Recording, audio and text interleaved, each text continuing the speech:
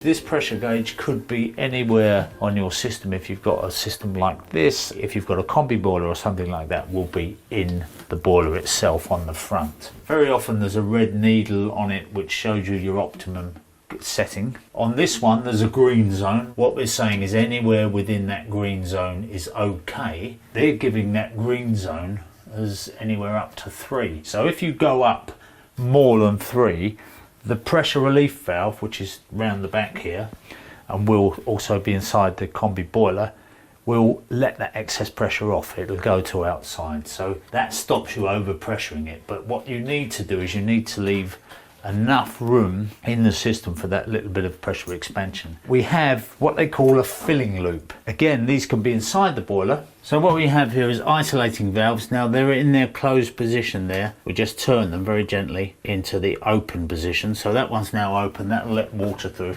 There's the other valve up there. So if I turn that one, you'll hear a gush of water on the gauge. You'll start to see the needle move. So I've put about 1/4 of a bar in there and that needle is steady. And I'm going to go upstairs and check my connections, and if everything's nice, if there's no hissing sound or anything like that, then I'll continue to put more water into the system. When I've put in about 2 bar, I will then go around and vent all the radiators in the system. And when I vent them, that needle will then drop. Now if it drops below 1 bar, the boiler's normally cut out because they've got an automatic pressure sensor in them that cuts them out. So if your boiler suddenly stops working, always check this pressure gauge first. If the pressure gauge is down there, then you need to get it up to above 1 bar. Anywhere between 1 and 2 bar is usually good.